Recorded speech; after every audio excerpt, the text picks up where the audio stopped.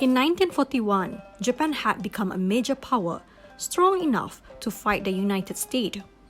After the Meiji dynasty began to rule Japan in 1868, Japan launched a major program of modernization. Following a program based on the Western European line, Japan changed from an agricultural country to an industrialized country with a powerful and profitable industry. The growth of Japanese power was demonstrated in the Russo-Japanese War of 1904-1905.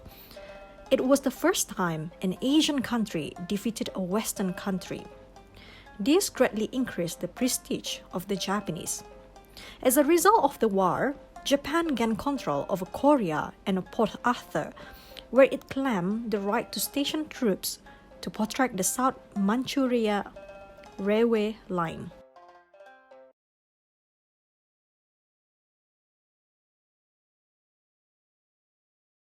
Although Japan was an industrialized nation, its people faced many problems.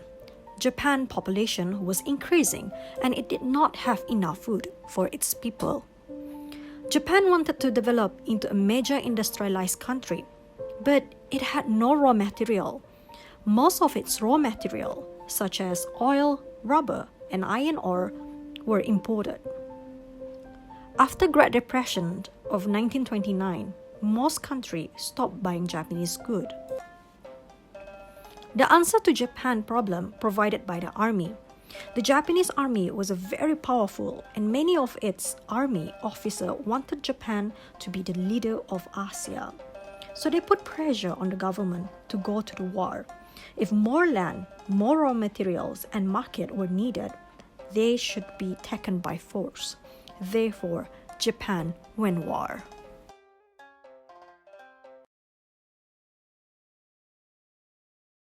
In 1931, Japan invaded the Chinese province of Manchuria.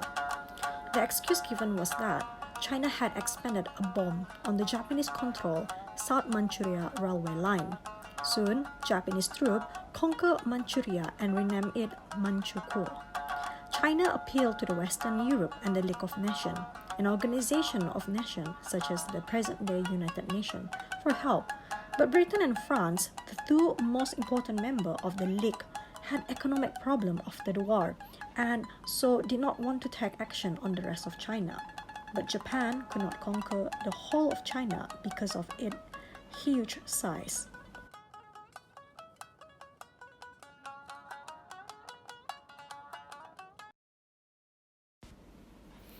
In 1938, Japan planned to set up a new order in Asia. The plan was called the Greater East Asia Cost Prosperity Plan. Under this plan, the Japanese planned to drive out the Westerners and bring all the countries in Asia under the control of Japan, then develop the economic of this country and finally give them independence. However, in reality, Japan planned to bring all the countries in Asia under its control and to use the raw material for its own use. Western power responded to Japan's expansionist activity. Not surprisingly, the European and American watched Japan with great suspicion. In 1922, at the Washington Conference, America had forced Japan to agree to build 3 warships for every 5 warships that the USA and Britain was allowed. Japan was unhappy about this. By 1941, the Japanese had come to the conclusion that they needed to take military action to win the raw material of Asia. Since Britain and Holland were involved in fighting against Hitler in World War II, they would not be able to protect their positions in the Southeast Asia. What would be the problem for the Japanese was the power of the American Navy, which would prevent any Japanese takeover. The Japanese military leader, therefore, decided to destroy the American fleet at the base at Pearl Harbor, Hawaii.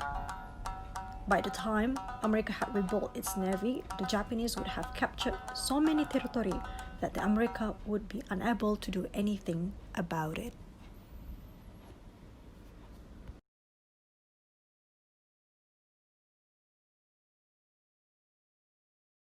On 7 December 1941, the Japanese bombed Pearl Harbor in Hawaii. 8 American battleships were sunk, more than 300 planes destroyed, and more than 2,000 Americans died.